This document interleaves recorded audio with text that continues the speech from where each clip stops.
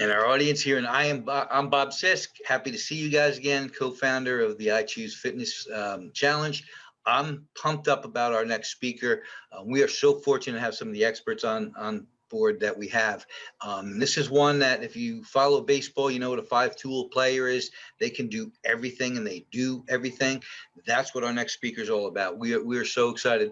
If you've been following along so far, you've noticed the I Choose Fitness is uncovering a major problem that we're facing some poor health, and a lot of it is due to fear and uncertainty and confusion about the world today. So people have their health on pause.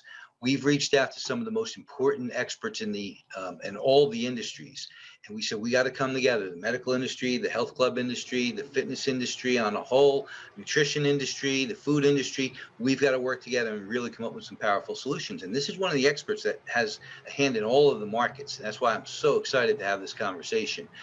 Bill McBride is a health club industry veteran. He's got over 25 years experience there. And that's in leading and managing all different aspects of commercial health clubs, medical health clubs, residential sites, multi-tenant sites, corporate fitness. So, and he also founded Active Sports Clubs and then Active Wellness LLC. So this is where he's an expert at bringing all three of these together: exercise, nutrition, and mindset. And we're going to tap into Bill's expertise. He's been the chairman of VERSA. His credentials are huge. You'll be able to see his bio right underneath this video. He's been around a while, and he's a giving man. When he heard about this and he got excited about it, he said, "I'm in. What can I do? How can I do it?" That's the type of leadership that we need in something like this. That's the type of people we want to draw strength from and information from. So I am so pumped up to hear what Bill's got to offer. Let's switch over and catch up with what Bill's saying right now. Here we are. I'm here with Bill McBride. I'm so excited to get this part of the summit going. Like we said in the introduction, Bill is really a five-tool player. He's one of the few that brings the talents that cover all bases between fitness, nutrition, exercise, mindset. That's what Bill's expertise is. And he's been in the industry for 25 years. He's actually the former chairman of IRSA, active in IRSA in all different levels right now on a national scale. Anybody attached to the industry knows what Bill does. He's a giver. He's a guy that if there's a need to fill, Bill jumps right in. So we are so excited to have him on board right now. His current business is Active Wellness, which really is a combination of exercise and nutrition. He works in his consulting firm with the health clubs across the country, actually around the world, trying to help them get in place what they need in place. And his experience is above and beyond everybody else that we've tried lining up from the fitness industry. And since the focus is mostly on fitness, Bill, I want to start with that question too. There's three big industries at play here. We've got the medical professionals we're hearing from. We've got the fitness industry we're hearing from. We've got the nutrition industry we're hearing from. Do you believe, with your experience, that these three industries can actually come together and work on a common goal? Bob, that's a great question. I do believe that. Sometimes it's complicated with regard to integrating, different industries working together, because everybody sees the world through their lens. And, in the medical environment, most doctors haven't had much training in exercise physiology or science, or fitness. They've had most of their training in medicine. And so there's now a shift going on in medicine to be more preventative and to be more wellness focused and to be more integrated with fitness. So I do think, what you eat, how you act, how you move, and how active you are, and taking care of yourself from a medical perspective, all fits into the paradigm. And there's also another piece to it that I'm sure we'll get to, which is taking care of yourself mentally and emotionally and spiritually. Happy people are live longer. And so if you're fit and happy, you've got the highest probability of success. So yes, I think it's important to bring those together. They do make sense together, and you can't look at yourself in a silo. You got to look at it holistically. Yeah, and we believe that there's a lingering effect from the pandemic. There was lockdowns. People couldn't get out to see their medical professionals. They put their health on pause for a little bit there. And now there's studies to support the fact that because of that, people are starting back years behind where they were. They lost all their momentum. A lot of them stopped working out. They started eating the wrong foods. They're looking for comfort foods and not taking care of their health and their diet. And they're paying for that. And some people say this is pretty serious. Do you see this as a pandemic or just a concern that we need to look at? If it's a concern, it's a grave concern.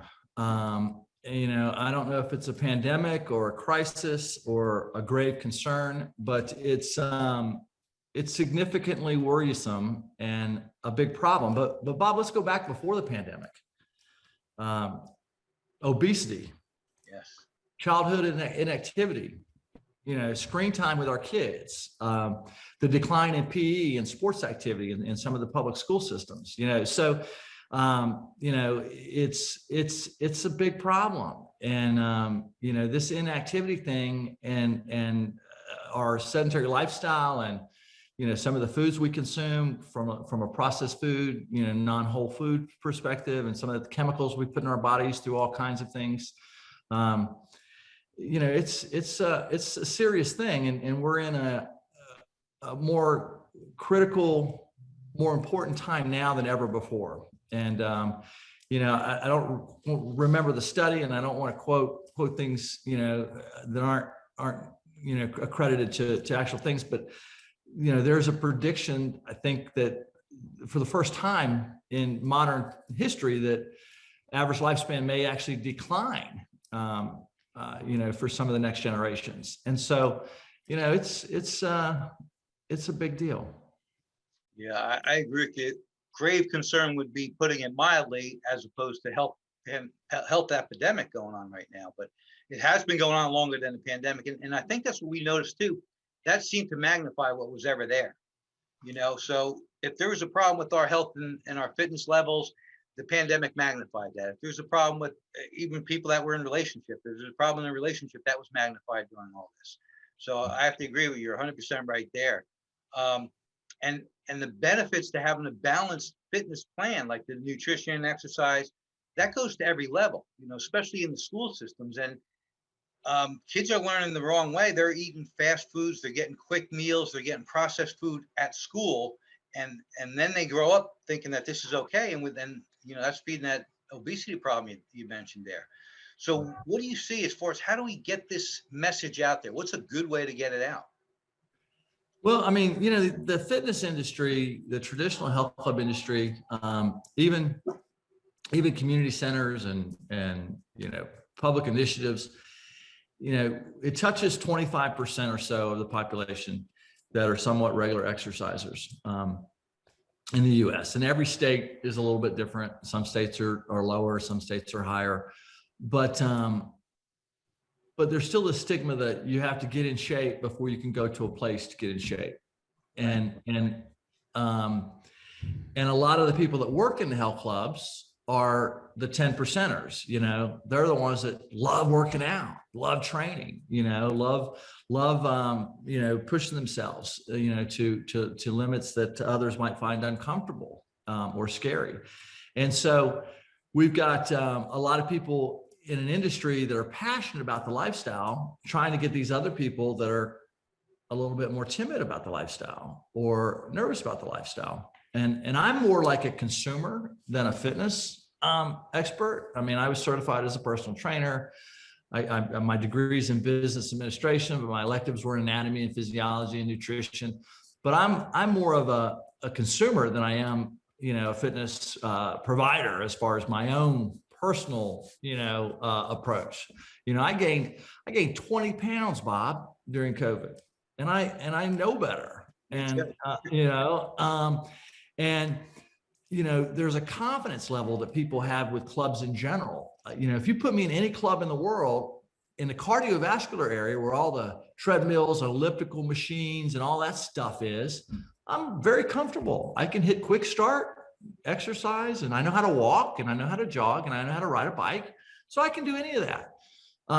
You put me in the machine area where the selectorized equipment, where it's all weight based with the pin, and you put the pin in the, I'm comfortable. I can do circuits. I can follow the chart. I can do that all day long. Well, not all day long, but I can do that. But if I go to a Zumba class, or I go to the heavy weight area where the big racks are for deadlifting, I have zero confidence. I lose my confidence, and I'm comfortable in the environment. So most people aren't overly comfortable in this fitness health club environment. And so now you, on top of that, you put some extra weight gain and some more inactivity, and maybe your delayed knee surgery, and it's a little bit harder. Behavioral change is hard. And so, for consumers, you don't have to be in shape to go to a health club. 99.9% of the health clubs that I work with and know of really are in it for the right reasons, to help you improve your lifestyle and get more active. And so, but we've got to really look at the motivation aspects and the warm and welcoming aspects. And most health clubs and most people in this type of industry are really there because they want to help other people. So I would just encourage everybody to kind of just not worry about your current physical condition, and as you call it, hit the unpause button and get moving. Yeah, that's a great answer. And it reminds me too, like when we were talking to people about the I Choose Fitness Summit, there's a lot of creativity coming back from some of their members. One club does pictures when they join the club. I choose fitness over excuses. I choose fitness over procrastination. The one of my favorite was I choose fitness over the snooze button, to where I embraced that myself. Like that, I'm telling you, Bill, I wake up in the morning and my first sentence that pops in my head is I choose fitness. So I'm not hitting the snooze button. I'm jumping out of bed, and I've made a mental commitment. My mindset starts the minute I get up, before my feet hit the floor. And that's something that I heard that from one of the members that just joined the gym. That's the reason they joined. They have all bad habits, and they want to start with the first habit of the day. And somebody else was talking about making the bed first thing in the morning. But those are mind shifts, and you just make these little mind shifts. Like you said, you don't have to be in good shape to join a gym. Yeah. And when we talk to the seniors, like exercise, would you agree that exercise and nutrition and mindset are all as equally valuable to optimal health? Can you get there without one of those three? No, it's in the way you framed it there. It's a three-legged stool, right?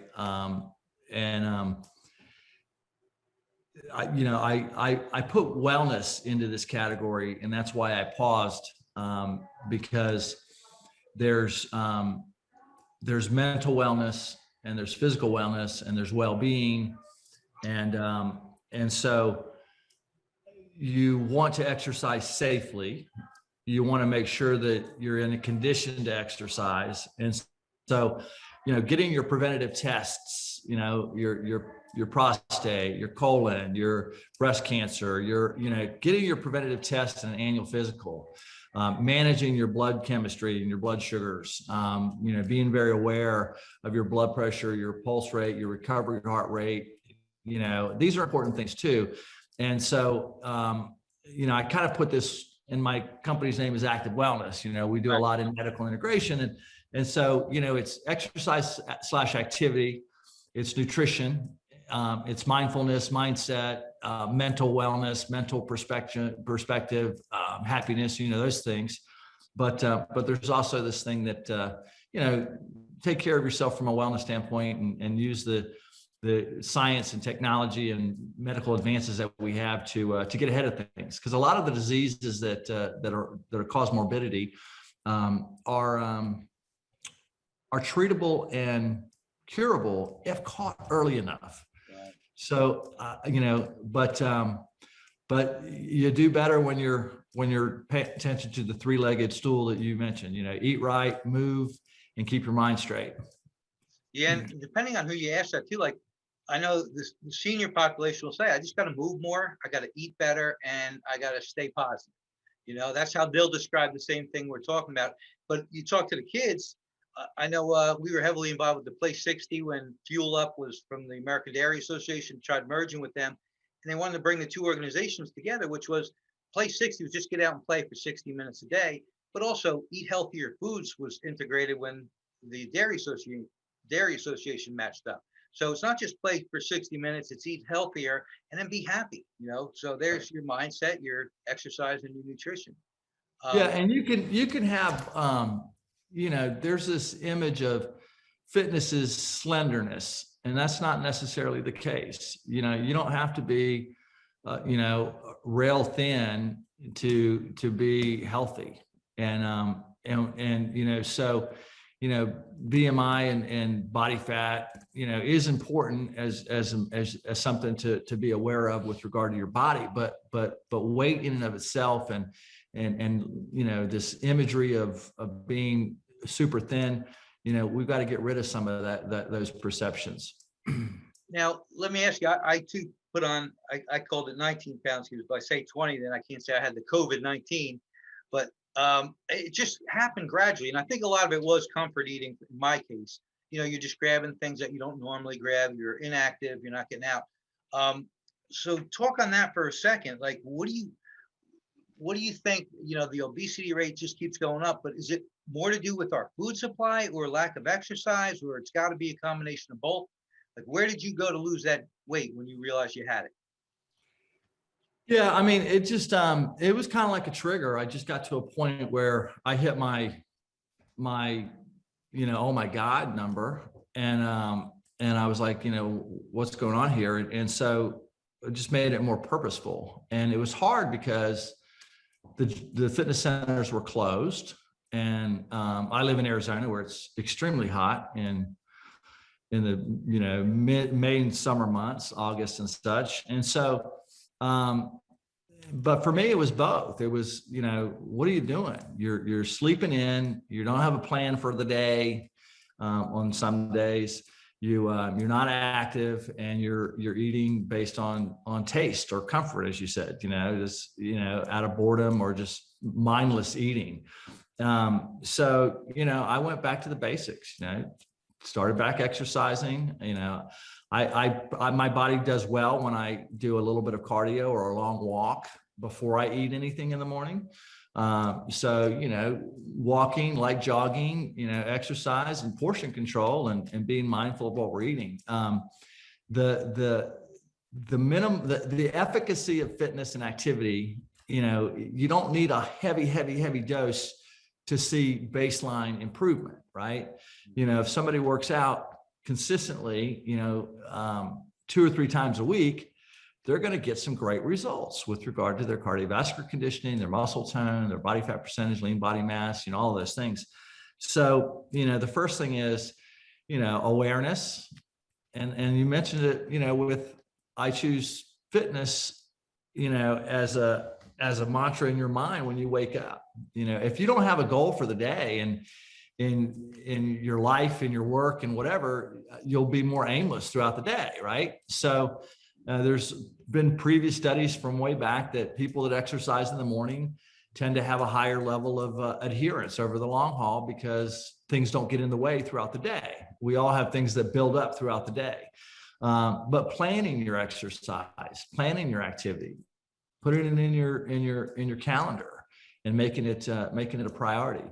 So what you're talking about is tactics. But the bigger aspect is that mindset that I'm going to do this, and I have a very clear understanding of my personal why. Why is this important to me? 10 pounds up or down doesn't change anybody's life dramatically. Being fit so you can be active with your kids, that's a much bigger why than wanting to move 10 pounds up or down.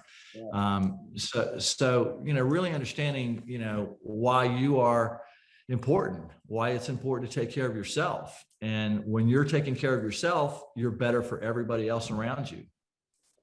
Yeah, that is awesome. And if you don't take care of yourself, you're useless to everybody around you. If you're always sick and laid up and can't participate, life passes you by. And you're not as positive. Absolutely. Yeah, and then nobody wants to be around that grumpy guy, right? That we turn into when we're 20 pounds overweight and feeling miserable. But, let's talk about that for nutrition for a second. Like you improve your nutrition, you start getting more active, you're aware that you got to make some changes. So our food supply is really about quick and easy, processed, grab it fast, good taste, high salt, things that really aren't healthy for us. And most of the speakers really are going to drill down deep into that and why that is. But what do you teach people as far as active wellness? Like, how do you improve your nutrition levels? What's the best way to do that? Yeah, I mean, there's, obviously you're going to I've had a nutrition course in college. Okay. I'm a registered dietitian. I'm a nutritionist. I'm not a practicing personal trainer. So I don't want to go too deep down the rabbit hole on the science behind it, but eat whole foods. Whole foods are you know what you've got, and the body knows how to process those better. And so personal opinion, not scientific recommendation, but we also have people that, there's a big debate in the nutrition community about meal replacements, right? So if somebody needs to lose a lot of weight and they don't know where to begin, meal replacements in the beginning can create a jump start to weight loss. Okay. Now, do you want to be on meal replacements and bars and shakes and as all your food source for the rest of your life? Probably not. But using those tools in the beginning can be beneficial to jumpstarting your weight loss journey or your weight management journey. But mostly, eat whole foods, try to avoid as much processed and artificial stuff as possible. We do little things, organic meats and, organic vegetables where possible. And, but just try to eat things that nature provided us is one of the things that I look at. But again, I'm not, I'm going to leave it up to the dietitians and nutritionists to go down the rabbit hole on the best strategies and tactics. But we do have an issue with processed food and artificial chemicals, and not only in our food supply, but in our, it's gotten a lot better, I think, in the last several years, but, in our cosmetics, in our shampoos, in our cleaners, in our environmental stuff, so just being cognizant. Just read something the other day that there's some sunscreen sprays that have a carcinogen in them. And it's like, okay, so now I'm spraying myself to prevent myself from getting skin cancer, but I've got this chemical I'm putting into my body. And so, just be aware of what's going in your body. Yeah, I love the way you simplify things. When you break it down, it's digestible. It's easy to handle. I'm not afraid of it. I'm not intimidated by it. And I think that's why some people hesitate. It looks like this big, giant monster change, when really it's just little incremental changes along the way. And I heard a great one about nutrition. Just shop the outside of your supermarket. Don't go down the middle aisles and you'll be healthy. And I didn't get it at first until the next time I was in there. I go, yeah, look at this. All the fresh foods are all around the outside and all the processed foods are in the middle. Yeah, but in my case, the bakery's in the outside too. And I've got a weakness for bread. All right. So yeah, there's one aisle you're going to have to put some cones in front of before you come in. But it really is those types of decisions that we make on a daily basis that start to shift. And that's what that mindset is so important for. I don't know if we have time, but I have a paradigm I use called be, do, have. And I learned it from a mentor of mine who learned it from somebody who learned it from somebody. But Stephen Covey called it see, do, get. Stephen Covey from 7 Habits of Highly Effective People. But, be, do, have is kind of a paradigm. Most people start with what they want to have, then they decide what they need to do, and then hopefully they become it. And that's usually a failed model. But people that decide what, who they are, be first, gain a lot more power. So if I'm a person that wants to lose weight, I know I should eat less. I know I should eat better. I know I should exercise more. And then we know that people have struggled with weight loss forever. But if I start viewing myself as a healthy, active person, if that's my B, I'm a healthy, active person, regardless of my weight, regardless of my physical condition. I just start looking at myself like, you are a healthy, active person. That's who you are. I'll start doing what healthy, active people do, and I'll have the results that healthy, active people have: weight loss, better, whatever. So, starting with how you look at yourself, and just deciding that you're a fit, healthy individual. And anything you do that's inconsistent with that persona and that self-identity, you're going to start resisting more, because it will be incongruent with who you are and how you see yourself. We all behave exactly like we see ourselves. So see yourself as a fit, healthy individual. Yeah, that's so critical too. And unfortunately, what happens is some of these mindsets come from, you listen to the news, or you turn on a TV, or you listen to conversations. And I mean, certainly we saw in the last year, the news was really creating a lot of uncertainty. One day you would have a report that don't go to the gym. We had a fitness guru that we all know, that she got on there and she was hawking an app for stay-at-home fitness. And she said, if you want to get COVID-19, go to a gym. And I was floored by that. Like, how? Yeah, that was disappointing. Very disappointing. And you know what? It's just, people hear that and then they become afraid, and then they become uncertain, and then they don't do anything. Now, would you say that narrative is starting to change now that, when you listen to what people are talking about as far as getting back in shape and getting their health going again, is it starting to change a little bit, or we still need work to do there? Well, it's changing, but, the reality, was gyms were already one of the cleanest places you could go before COVID. And the amount of cases contracted at gyms was so low compared to pretty much every other, retail type establishment. I mean, the transmission rates at gyms of people contracting COVID at the club were so low. I don't know if we had any that we could attribute it to contracted at the club. We had a couple members get COVID and report, and we had a couple staff members get COVID and report, but it did not appear that they contracted it anywhere near the facilities.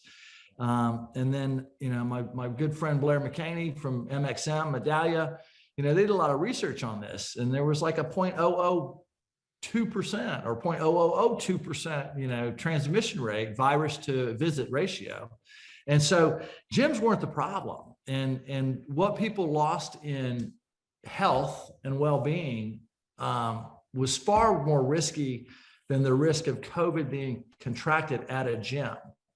And so it was very unfortunate, that our industry was not viewed as part of the medical wellness continuum and not essential in a lot of places, because the depression, the isolation, the weight gain, the inactivity, what that contributes to people that are managing, metabolism and diabetes and on and on and on. We took a big step backwards in the physical condition and health of our nation. And the whole world did. Sure. Yeah. And we said it too. I mean, gyms were not the problem. Matter of fact, gyms are part of the solution to the problem. There's a great article that Gretchen Reynolds put out there in the New York Times last month about getting regular exercise may lessen the developing of severe COVID symptoms and ailments, and not just COVID, but anything that followed this. That exercise will actually build your immune system where you either don't get it or you get it and don't even know you had it. That was a great article. When you're in good health, you tend to have a stronger immunity system. Right. And they also had many statistics that people that were in a very healthy BMI range contracted COVID at significantly less, significantly less rates, and I mean dramatically. So taking care of yourself is the best medicine. Exercise is medicine. Exercise is medicine for sure. Yeah, and I mean, that's simple. Again, simplifying it. If you realize that you can take your own medicine, they talk about the vaccine has actually created a lot of confidence now. People are coming out because they've been vaccinated. They know other people have been vaccinated. They're starting to re-engage. And then they're like, well, we might need a booster down the road. That's your short-term vaccination, is your short-term medicine. Your long-term medicine is get back on track, get your immune system up. The worry goes away too. When you feel good, like I feel like a different human now that I'm back at my regular weight, and I have some energy to me again. I feel good. And I'm from New Jersey. We were one of the last states to let us back into the gym. And when we were let back in, it was just a few people at a time. It was, it was really concerning. And like you said, the gyms weren't the problem. And I would rather eat my lunch in my gym than the supermarket where I bought the food from day one. So yeah, we've learned quite a bit. I'm glad we're moving past that. Now, it's been eventful for the last 15 months, to say the least. But what do you think the biggest impact of this pandemic has been on people everywhere? I don't think we know yet the whole story. And I'm thinking about there's families that had no COVID in their family, no deaths, no neighbors or friends that passed away. And they had one experience of COVID. And then there's families that were devastated. And then there's families that knew people that they lost, and so everybody experienced the same thing, but not everybody experienced it in the same way. Right. And one of the things that I'm really concerned with is the impact on kids. So there's a lot of kids that their whole world was uprooted. You can't go to school or you might catch COVID and die, was the message, right? Right. Your parents may have lost their job or lost their income for a period of time, or had their income dramatically reduced based on being furloughed, and the stability of, hey, we're on a budget. Hey, we can't go out and do that. Hey, we can't buy that. So I worry that a lot of children, we fractured some of their security and created this fragility of uncertainty that they may carry with them for a long time. I can't count on my job because it could go away like that, even if I'm doing a good job. Or I can't count on my safety because, I don't know. Again, I'm not a behavioral scientist either, but I'm worried about the uncertainty that we have worldwide in how we experienced COVID, and how that manifests for each person would be different. If you lost your job and lost a loved one, you're going to have a different experience than somebody that skated through relatively untouched. But everybody experienced it, and everybody experienced it in a different way. And being okay with that, however you have gone through that, and understanding, that, and not comparing yourself to other people as far as how you go through it. Yeah, that's a great point too. And we don't know what the impact's going to be. And the opposite side of that is, like the gym I go to, they really have a lot of family oriented activities set up. And I'm watching people come back, and now I'm watching people come back with their families. Where they first came back, there weren't a lot of kids around. It's like, I don't know if the kids were afraid to go with their parents, like they're not ready for this yet. And now the other day I'm walking out, I'm like, what a phenomenal atmosphere this is. There's kids screaming and giggling and yelling and running around and having fun. And they were just so happy to be involved in normal activities.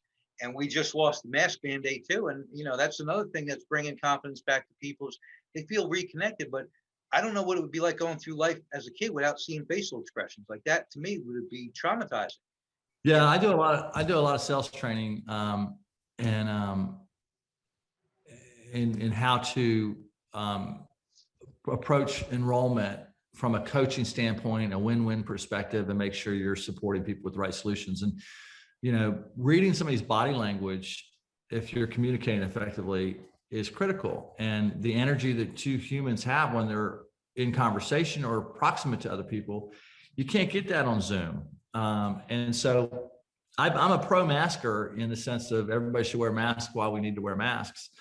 But you're going to see a morale and mental positivity and all that stuff increase as the masks come off, because of what you just said. If you can't see somebody smile, if you can't see somebody, you're not, it's a different level of, there's another wall between us. And you're going to see, as the masks come off,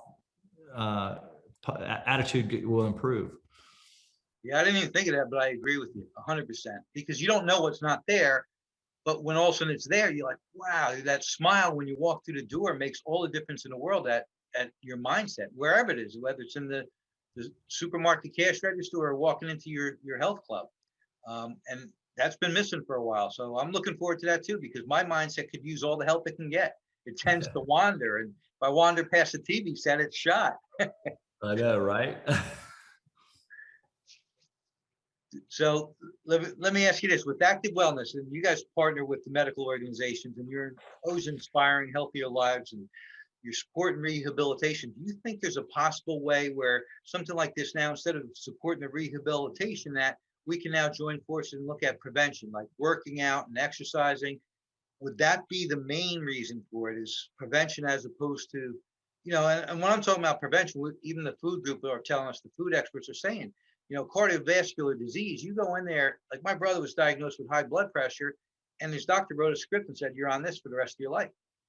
And my reaction was, wait a minute, what about changing your diet? What about what are you eating? Like, I went that way, but he didn't go that way. He took the medical prescription. Do you see any shifts there, with prevention versus rehabilitation? Yeah, I mean, man, there's a lot to unpack there, Bob. Yes. For example, if you go in for, heart or lung surgery, they evaluate you to see if you're in a condition to even go through the surgery.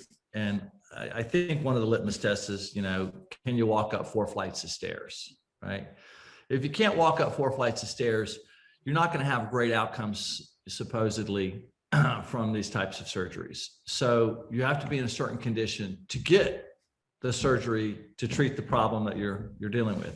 So, when you talk about prevention, there's pre and post-surgical conditioning, post after rehab, fitness conditioning, maintenance and so on. There's managing your blood sugars, there's managing, your metabolism, there's all these things. And prevention is the best cure and treatment for most every ailment. Exercise is one of the best cures or treatment for most any ailment. It improves your mental wellness, your mental health, your physical, your body's functioning, your lean body processing, your energy, production. But there is a place for medicine, and statins have been, very successful in reducing heart disease, or reducing heart deaths.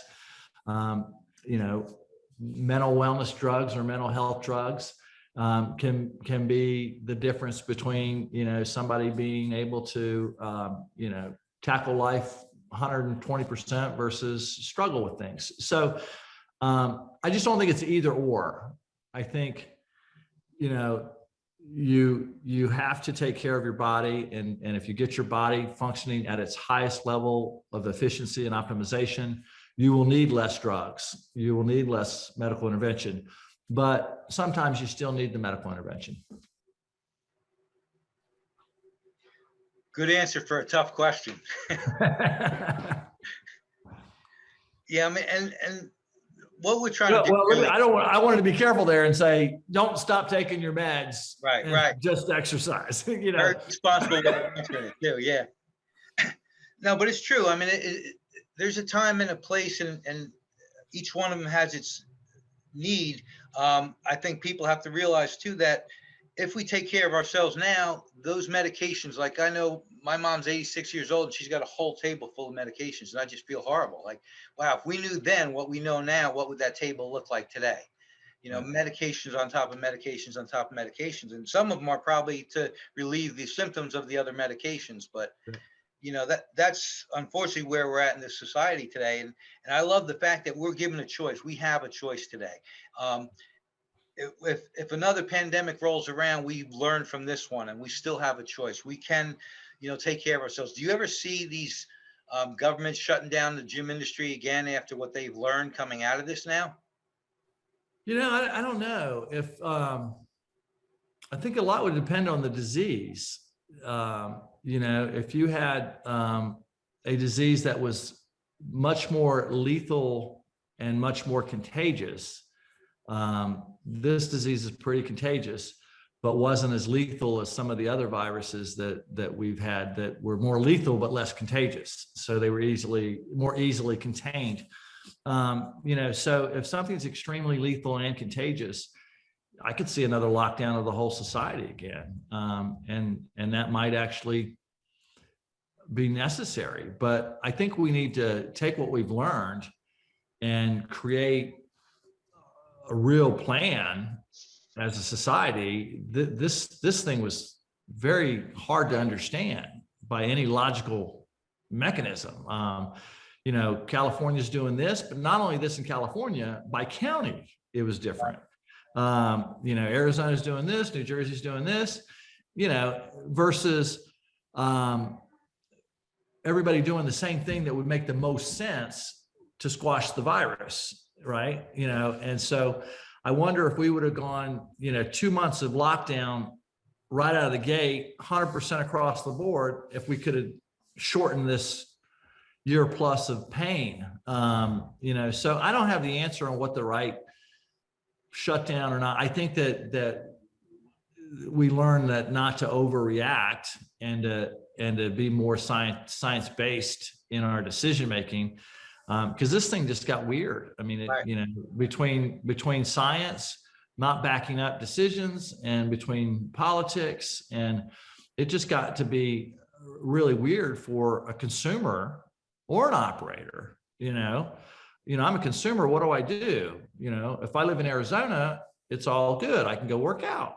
If I live in California, I can't. It's dangerous. I mean, it makes no sense. So I don't have the answer, but I hope that our government regulators and politicians have learned some valuable lessons, and let's not throw the baby out with the bathwater and figure things out before we just start making random decisions. Yeah, I couldn't agree more. And that's why we're so excited about the I Choose Fitness movement. It's bringing people together from all walks of life. It doesn't matter about age, sex, religion, color, ethnicity, what your political beliefs are. It's about, I have a decision to make for my own personal benefit. I'm going to choose fitness. I'm going to choose better exercise. I'm going to eat healthier. I'm going to, work on my mindset a little bit. And it's something that fits for everybody at every age. That's because it's such a better focus than all the confusion around us, Yeah. Can I say something to that, Bob, real quick? Absolutely, please. I love the I Choose Fitness, mindset,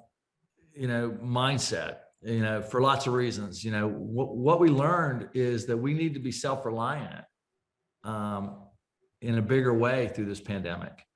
For example, do we have enough toilet paper at our house? Right.